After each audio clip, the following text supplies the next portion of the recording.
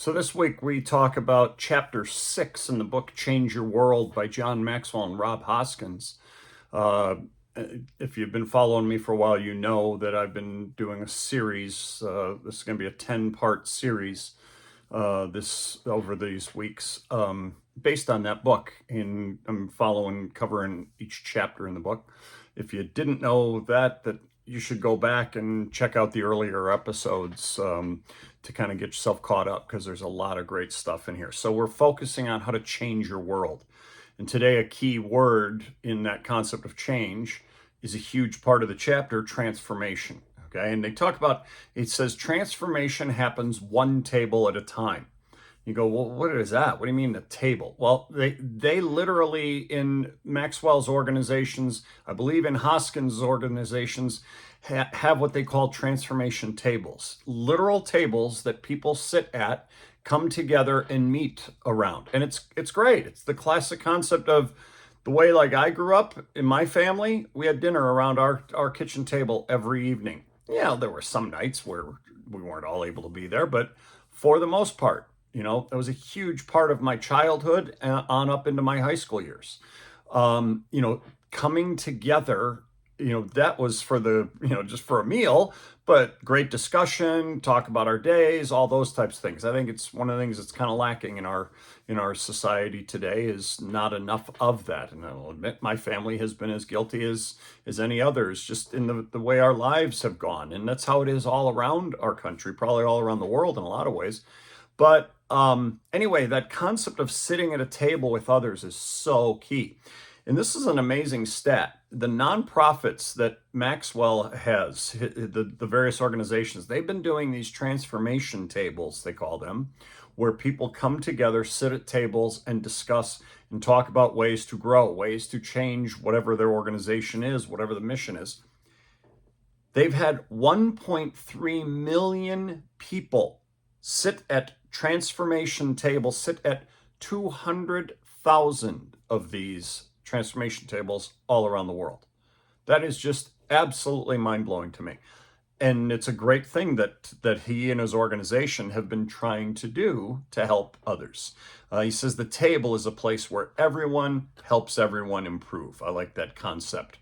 And then he had the section in the book called Come to the Table, where then he had, I believe it's 6, might be 7 sections that start transformation tables, and then he continues. So the first one is transformation tables start small. He said big things come from small beginnings. A movement can begin with a single person, you.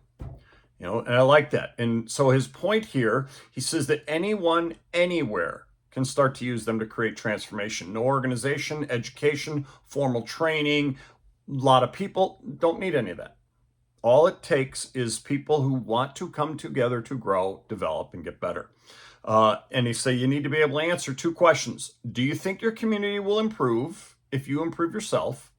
And do you think others want to improve their lives? That's it. He says if the answer is yes, you're ready to start. You can begin with as few as 4 people. Not sure where he came up with 4. I'm assuming that's where you starts to be the sweet spot of growth. That's my guess. I don't know. He said just invite 3 others to the table, commit to growing together, identify what you want to learn, and get started. So you could do this with anything. So I thought about this for us as coaches. We could do these with our teams. We could do this with, like, your captains, if you have captains. You could do this in a variety of ways to start bringing people together. I used to do this kind of thing in our locker room. We weren't sitting at a table.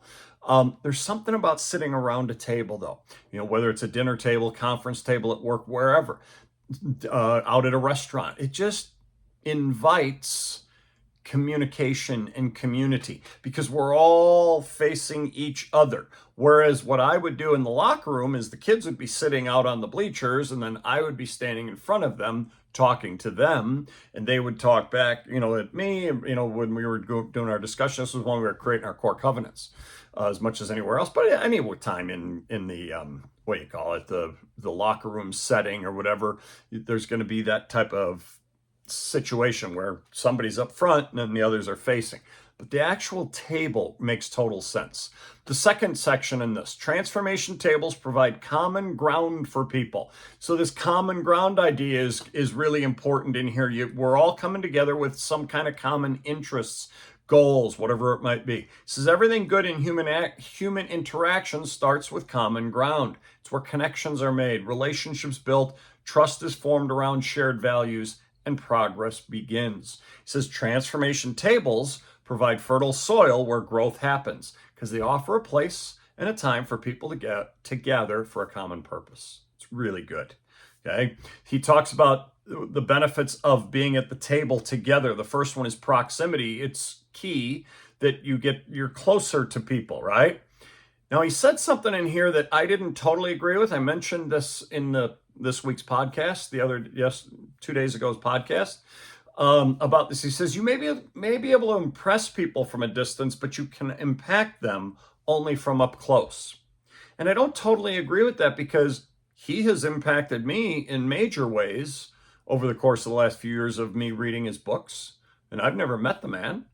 I think about Coach K, the impact that he had from afar, from a distance. I never met the man. I think about so many people who've impacted us so you can still have impact, but I totally get it.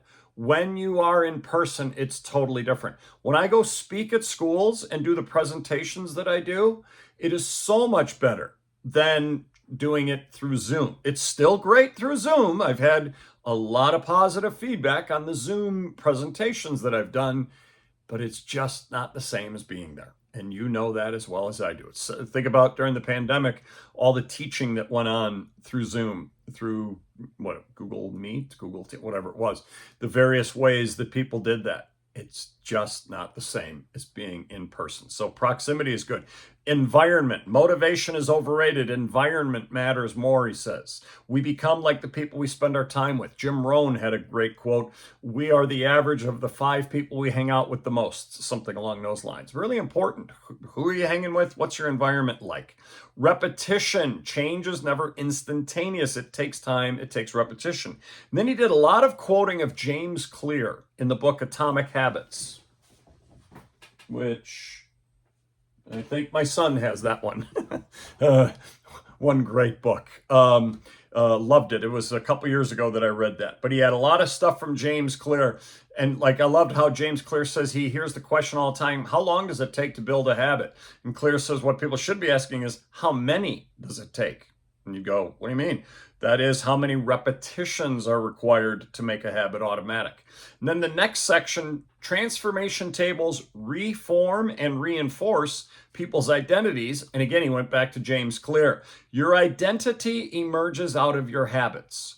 You are not born with present preset beliefs. Every belief, including those about yourself, is learned and conditioned through experience. More precisely, your habits are how you embody your identity. The more you repeat a behavior, the more you reinforce the identity associated with that behavior.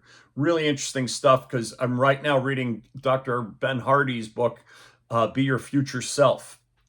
And in that book, he talks about this concept right there. When you're trying to create your future self, you need to create the identity that you're trying to become, right? Well, this is what James Clear is saying is your habits, come, your identity comes from your habits. It's what you keep doing. Let's see, what else did Clear say? People so often emphasize outcomes being external, okay? But change really comes from the inside out. Or they may focus on processes, next layer deep, but they should be focusing on changing their identity first. He said many people begin the process of changing their habits by focusing on what they want to achieve.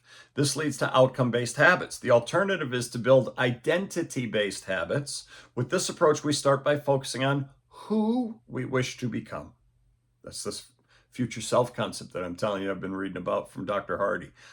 Very cool stuff. Becoming the best version of yourself requires you to continuously edit your beliefs and to upgrade and expand your identity. The next section was transformation tables connect awareness to application for people. So that this is a key. Everyone is asked to contribute at the table. And I thought this was a really important part. You ever been in groups where you're doing group work and one person is not engaged at all? They're not saying a word. Oh, it just gets so frustrating. This happens on teams, in team groups. And so we often say break it down into smaller groups so that people are less afraid or nervous about speaking up in front of others, because the larger the group, the less some people will speak. You need to get engagement from everybody. And then in this way, everyone holds one another accountable. Very important element. It's through these intentional actions that change becomes permanent. Next, transformation tables give people a way to track transformation. Maxwell was talking about his own personal growth journey and said, and he came to a point late in it where he said, instead of asking, how much longer will this take to become the leader he wants to be? I started asking myself, how much farther can I go? I was no longer focused on reaching a destination. I was focused on developing my potential, an ongoing journey with no end in sight. I think he wrote this when he was in his mid 60s, late 60s, and he still sees himself that way. So do I. I'm 62 years old. I just think every day I can get better at something. I can keep growing. I think that's an important thing. He quotes his own book, 21 Irrefutable Laws of Leadership. Leaders develop daily, not in a day. I like that. Let's see. 2 important things to keep in mind for tracking progress. One is consistency. Do it every day or whatever that is. Be consistent. And 2, ask yourself, does this value that you're working on help me become the person I want to be? Does this behavior work for or against my desired identity? Same concept. All right. Values that conflict with a desired identity are not helpful. And so you got to work on, okay, so what am I going to do? How are we going to change that? When you track your progress, it's easier to see your progress. We're going to come back to that as we look ahead to the next chapter in a little bit. 6, transformation tables help people do life better together. He quoted John D. Rockefeller, said, don't be afraid to give up the good to go for the great. I've heard this type of quote numerous times over the last 20 years about good versus great, and nobody found great looking for good or something like that. There's all kinds of those, but that's a good one too. For people who learn good values at transformation tables become the kind of people who care, who will help, and who can be trusted. And then they wrapped with this, and it's going to be these different lines, so just bear with me.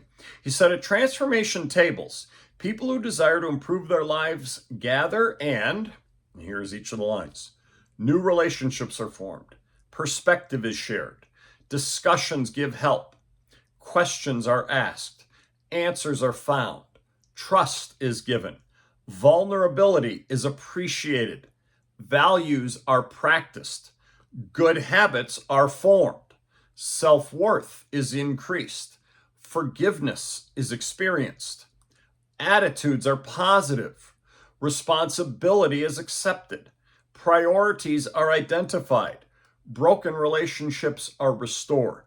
Servanthood is lived. Generosity is shown. Courage is activated. Commitment is made. Initiative is encouraged. Integrity is valued. And lives are changed. Those are all great lines, every one of them. And who wouldn't want to be part of something where each of those things is happening? Are you doing those things with your teams? Are you doing those types of things in the groups that you have? Not that, it's just going to happen, but that's what happens when we sit together with others and work to create change, positive change that we are all having common ground, common ideas, common goals with. So he says, are you ready to sit at a transformation table? You're ready to look at yourself and admit where you need to grow and need to work on it? You're willing to invite others to it? Great. If you're ready, step into the process. And then they tell you can go to changeyourworld.com, and they have a variety of materials for you to get yourself started doing transformation tables. I checked out the landing page, looks like some pretty cool stuff. I didn't dive deep into it yet, but it looks like some pretty cool stuff. So I hinted at what next week will be. Next week is called What Gets Done Gets Measured. You've probably heard that quote before. And so it's talking about that section that I just mentioned, that tracking your progress. We're going to talk more about that concept. This is a great one for us as coaches to keep in mind. So come back next week to check that one out, and we'll talk to you then.